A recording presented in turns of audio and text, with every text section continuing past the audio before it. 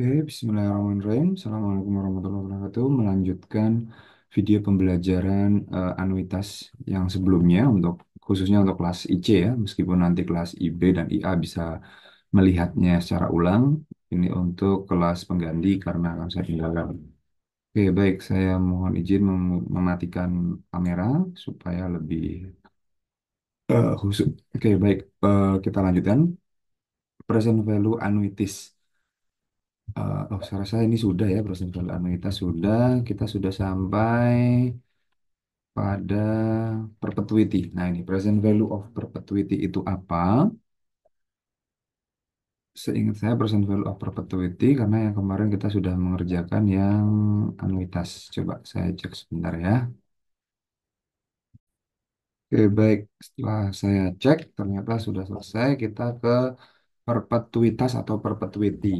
Ah, Adapun konsep perpetuity ini aslinya adalah sesuatu yang menurut saya di luar nalar ya, karena di sini diasumsikan adalah spesial, ya, jenis yang spesial dari anuitas. Apa itu maksud spesial?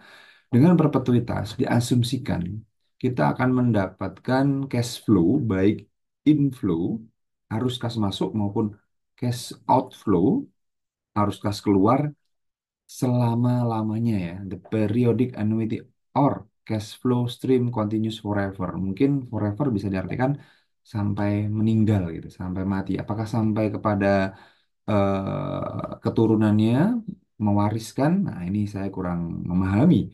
Namun, harusnya hal-hal yang seperti ini berkaitan dengan amal jariah mungkin ya, pahala jariah. Itu dikerjakan sekali, dicontohkan sekali, dia bisa berkelanjutan hingga akhirat kelak hingga seseorang itu sudah meninggal tetap amalnya. Tapi namun di sini diasumsikan aliran kas ini terus berlanjut hingga selamanya. Apakah selamanya itu sampai kapan? Saya kurang tahu. Ini sebagai contoh, seberapa banyak yang harus depositkan hari ini untuk mendapatkan $1.000 setiap tahun selama-lamanya jika menghasilkan pengembalian atau imbal hasil 8%.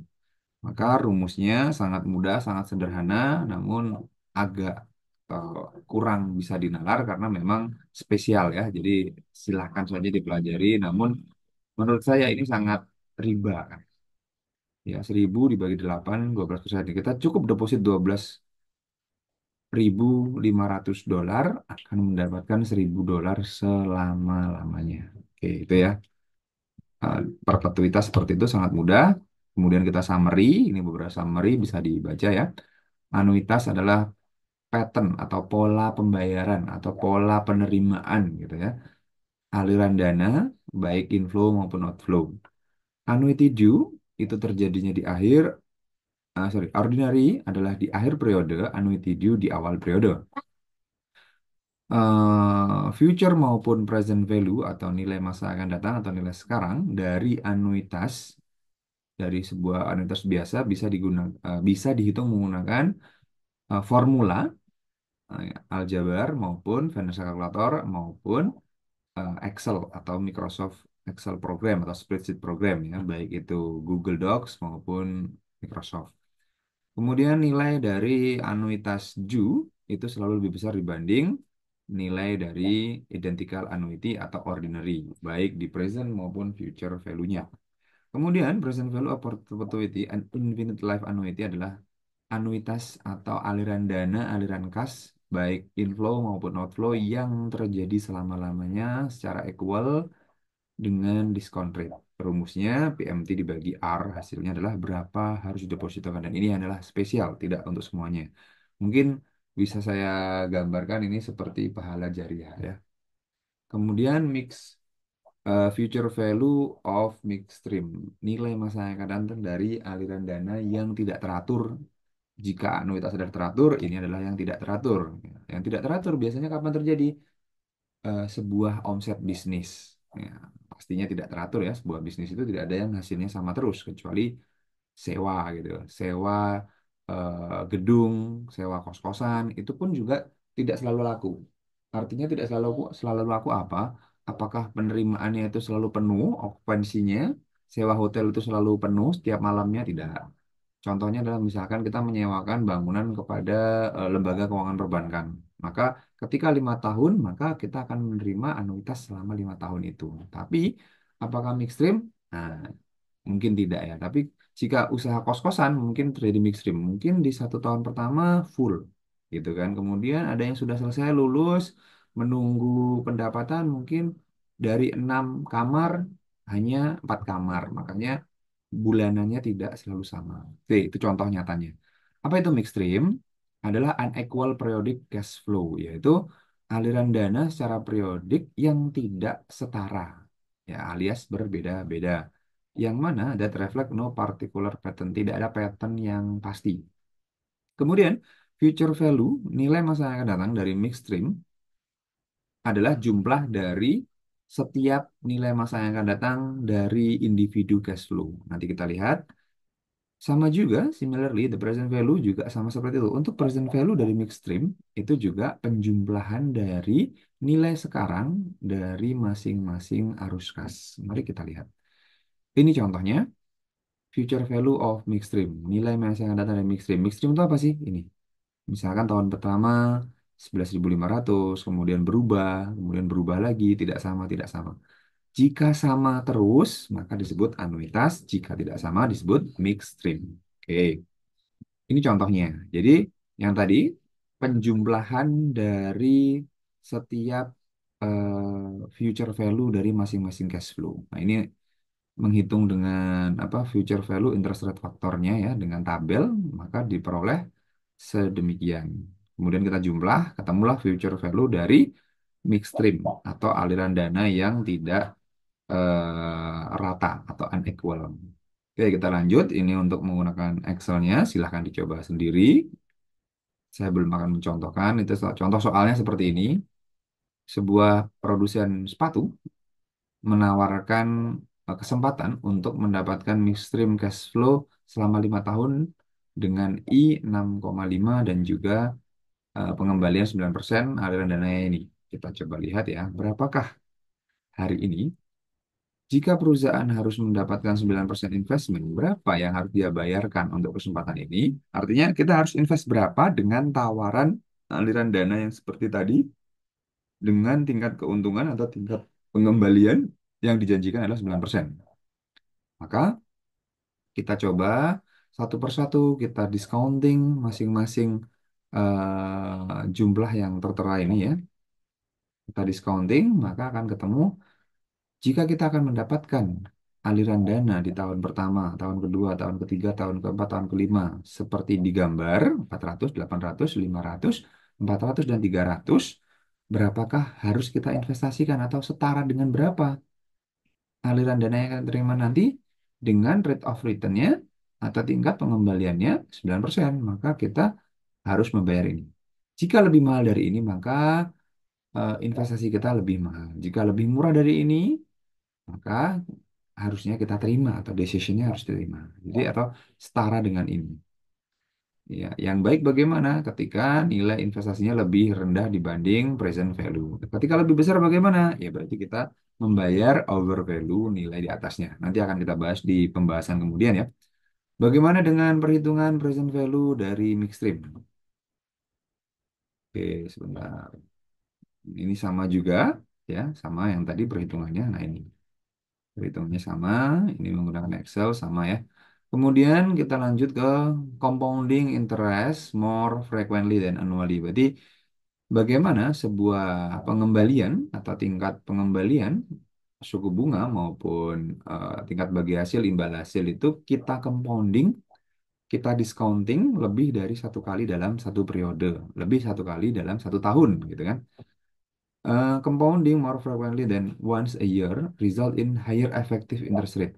Maka akan menghasilkan suku bunga efektif yang lebih tinggi. Karena apa? Lebih tinggi dibanding apa? Dibanding normalnya.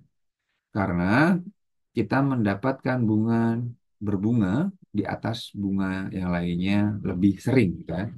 Jadi you are earning interest on interest more frequently, lebih sering dari 1 kali. Sebagai hasilnya, effective interest rate is greater than nominal annual interest rate atau nominal interest rate. Ya, lebih jauh effective rate of interest akan naik semakin banyak interest rate is compound. Berarti apa?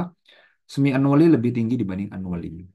Quarterly lebih tinggi dibanding semi annually. Monthly lebih tinggi dibanding quarterly. Begitu seterusnya ya. Oke, ini contohnya. Fred Moreno has found an institution that will pay him, akan membayar dia, sebuah institusi akan membayar dia 8% setahunnya nominal interest rate-nya. Compound quarterly artinya apa? Dalam 1 tahun akan dicompound sebanyak 4 kali. Ya, quarterly sebanyak 4 kali, quarter per 3 bulan gitu ya. Ketika dia meninggalkan dana di rekening tersebut selama 2 tahun, berapakah dia akan dibayar selama 8 periode? Yang ini semi annually, yang ini quarterly ya. Kita coba hitung. Ketika di compound semi annually, maka hasilnya demikian. Kenapa 4%? Karena 8 dibagi 2. Ini untuk yang semi annually terlebih dahulu ya. Saya rasa rumusnya sama. Untuk interest rate dibagi 2, untuk periodenya dikali 2. Artinya 2 tahun berarti semi annually 4 kali compounding. Oke. Ini yang quarterly. Berarti quarterly 8 bagi 4 tuh 2, 3, 4. Jadi selama setahun di compound sebanyak 4 kali. Oke, hasilnya sedemikian. Oke, silahkan diperhatikan ya perbedaannya. Hasil akhirnya semi annually hanya 116,99. Ketika di compounding quarterly hasilnya lebih tinggi, 117,17. Atau di compound monthly pasti lebih tinggi lagi hasilnya. Jadi ini perbandingannya. Ketika annually dalam 1 tahun 108, semi annually 108,16, quarterly 108,24. Ketika annually selama periodenya 2 tahun, demikian 2 kali di compounding, ini 4 kali di compounding, ini 8 kali di compounding. Oke, itu ya. Kemudian ini rumusnya ya bisa kita lihat intercept dibagi jumlah compoundingnya. Ketika semi annually ini 2, quarterly ini 4, monthly ini 12. M-nya sama di sini juga 2, 4 dan 12. Tergantung seberapa sering di compounding dalam 1 tahunnya. Begitu juga future value menggunakan PV ini juga ya. Oke, ini tadi future value interest rate faktornya seperti ini. Letakkan di sini dikali PV sama dengan ini. Untuk menghitung PV sama. EV dibagi interest rate faktornya. Oke, seperti itu. Ini juga sama. Untuk memudahkan perhitungannya kita coba tadi ya. 8 dibagi 2 dikali dengan 2 hasilnya demikian. Ini untuk rumusnya. Tadi untuk manualnya ya, one by one-nya untuk memudahkan pemahaman. Setelah paham, kita bisa aplikasikan kepada rumus. Ini semi annual compounding ya, dibagi 2 dikali dengan 2 periodenya. Kenapa 2? Karena memang 2 tahun. Quarterly dibagi 4 dikali 4. Ya, karena 1 tahun 4 kali. Jadi 2 tahun 8 kali. Seperti itu. Oke, silahkan dipahami. Perlahan-lahan saja. Boleh di pause videonya jika terlalu cepat. Oke. Kemudian ini menggunakan kalkulator finance. Silahkan diikuti inputnya ya. Caranya ketika Texas Instrument, maka masukkan dulu angkanya, baru tekan. Masukkan dulu angkanya, baru tekan. Masukkan angkanya dulu, baru tekan. Seperti itu. Kemudian compute di apa di di tombol compute, kemudian future value, maka hasilnya akan sama. Begitu juga dengan spreadsheet ataupun menggunakan Microsoft Excel. Baik. Adapun continuous compounding ini adalah sebuah apa ya lebih semacam perpetuitas ya dengan asumsi apa di compound selama-lamanya every second setiap detiknya gitu ya. Number of compounding period per year approach infinity selama-lamanya. Jadi dihitung menggunakan kalkulus. Apakah ini masuk akal? Walau alam bisawab. Ya, tapi ini ada dalam perhitungannya atau digunakan untuk melipat gandakan interest rate itu terus menerus gitu. Ya, find the future value of ketika kita depositokan 100 setelah 5 tahun, jika interest itu di compound continuously bagaimana? Nah, kita kalikan dengan ini eksponensial gitu ya. Kita lanjut. Nah, ini dia. Berarti selama 5 tahun akan seperti ini. Dan ini saya rasa agak kurang logis ya. Namun ya seperti itulah adanya ya. Kita lanjutkan. Ini sama eksponensial. Oke, apa itu nominal dan efektif annual rate of interest? Yaitu berapa normalnya dan berapa efektif. Efektif itu apa? Berapa sih sebenarnya kita dikenakan bunga? Gitu. Ketika dinyatakan ambil pembiayaan bunganya 8%, maka apakah benar-benar kita mendapat 8% ataukah lebih banyak? Nah, itu kita bisa hitung menggunakan effective interest rate. Oke, pengertiannya. Nominal interest rate is stated kontraktual. Jadi, apa yang tertulis itu nominal interest rate. Oke, yang dijanjikan. Adapun effective interest rate itu adalah interest rate yang sebenarnya dibayarkan atau diperoleh.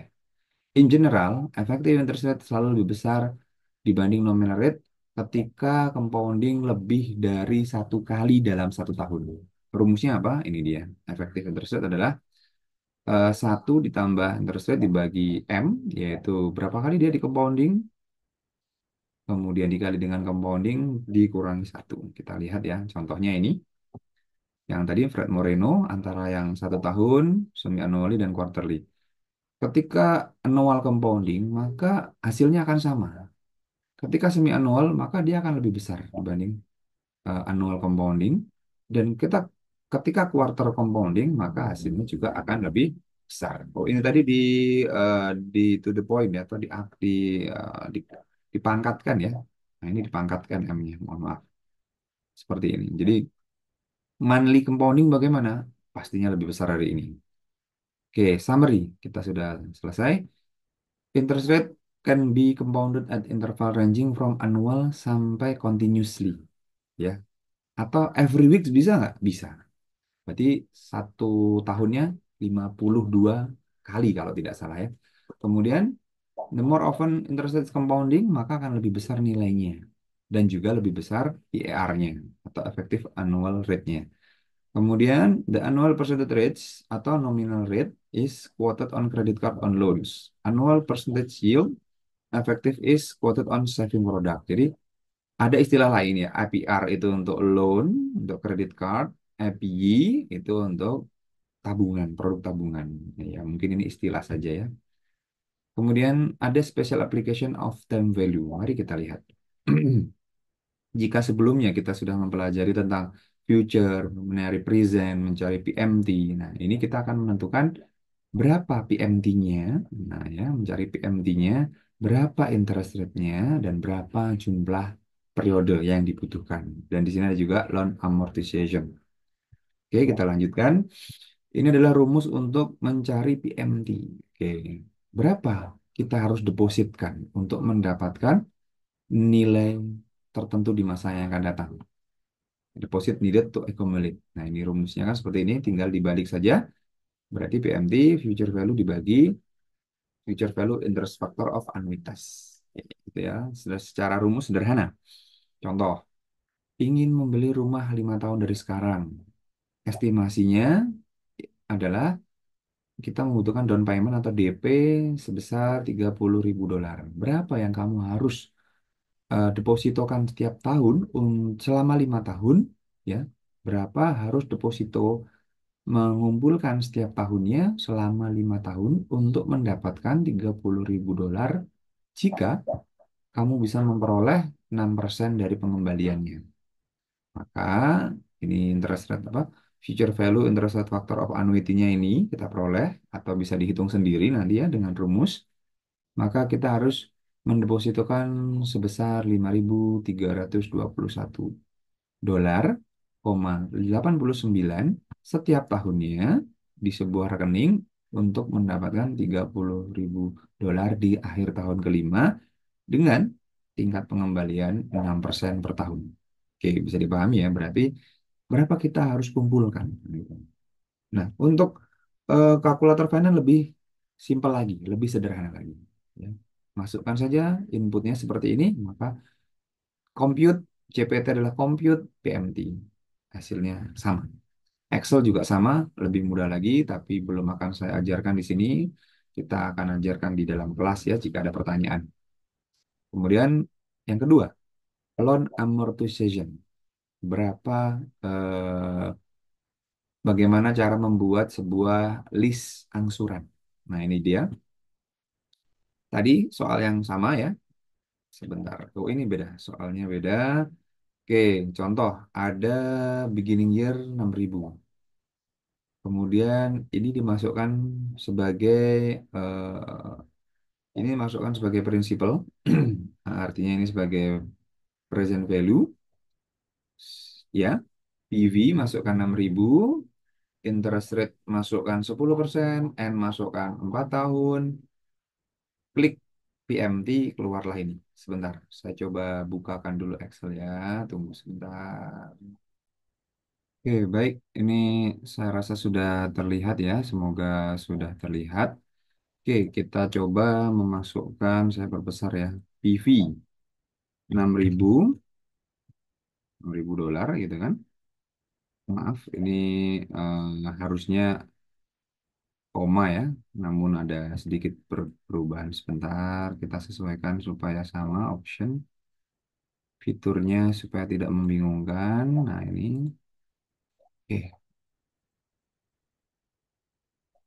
sebentar. Sepertinya agak, ini saya setting dengan rupiah. Desimal separatornya titik, thousand separatornya koma. Oke, baik. Nah ini dia. Kemudian interest rate faktornya 10%, N-nya 4. Mari kita coba PMT berapa. Berapakah yang harus kita bayarkan? Rate 10, NBR 4, present value 6. Maka hasilnya sedikit berbeda ya dengan apa yang ada di PPT, namun sama. PMT yang harus kita bayarkan adalah 1.892 dolar. Ya, adapun perbedaan koma karena di PPT menggunakan interest rate factor, di sini menggunakan spreadsheet. Jadi ada selisih sedikit, jadi tidak apa-apa. Kemudian ini interest rate, ya rumusnya adalah 10 dikali 1, ini 10% dikali 1, 6.600. 2 dikurangi 3, 2 dikurangi 3 sama dengan 4. 1 dikurangi 4 sama dengan kolom 5. Begitu seterusnya sampai bawah untuk membuat tabel angsuran ya. Ini yang harus dibayarkan, ini jumlah bunganya atau ribanya berapa, ini pokoknya, dan ini sisa pokok dari yang pokok, sisa pokoknya berapa yang belum dibayarkan. Oke, saya rasa itu nanti bisa dibuat contohnya di kelas masing-masing. Ini dia untuk pembuatan Excel-nya, tidak saya contohkan terlebih dahulu. Kemudian kita lanjut ke untuk mencari berapa I, gitu, interest rate-nya, spesial interest rate-nya berapa. Nah, untuk menghitung ini, saya sarankan bisa saja menggunakan equation ya, to determine compound interest rate. Oke, jadi bisa saja ini menggunakan equation, tapi akan membutuhkan waktu yang lama. Jadi saya bolehkan menggunakan kalkulator finance maupun Excel dengan function rate ya, sama dengan rate. Nah ini dia, rate. Nah ini, oke kita contohkan nanti. Jadi untuk menghitung I, misalkan ini. Selama tahun 2002 sampai 2006, cash flow-nya dengan demikian, ini periodenya berarti 1, 2, 3, 4, ya kan? 1, 2, 3, 4 periode, maka ini menggunakan approximately, ya, perkiraan gitu. Present value-nya 1.200 dibagi ini 0,8, 0,8 dicarikan di dalam present value interest rate factor dengan I 8, 5 tahun, maka sekitar 5%. I-nya adalah I-nya kita cari setelah 5 tahun. Silahkan dilihat cara tabelnya ya. Di sini ada 8. Di 0,8 berapa persen. Dicari di ininya. Adapun penggunaan rumusnya seperti ini. Misalkan 1.250, kemudian negatif 1.520 sebagai PV, sebagai EV. Kenapa harus negatif? Karena analogi negatif positif berlaku, ini N-nya, maka kita akan hitung I-nya. Maka sama dengan rate, semoga selesai waktunya habis. NPR kita masukkan 4, PMT tidak ada, present value kita masukkan ini, future value kita masukkan ini, simsalabim 5%. Kita lihat 5% berapakah ini? Sama ya, 5,1. Baik, kita lanjut. Nah, ini sama juga menggunakan rate juga bisa seperti ini. Baik. Oke, ini sama, N juga sama. Rumusnya adalah menggunakan ini. Kalau NPR. Nah, NPR adalah cara mencari, ini ya, sebelah kanan, NPR adalah mencari berapa lama. Oke, kita langsung contohkan saja.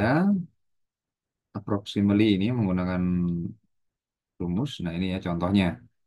Untuk menghitung, kita ketahui present value 1000, kemudian negatif 2500 sebagai EV, kemudian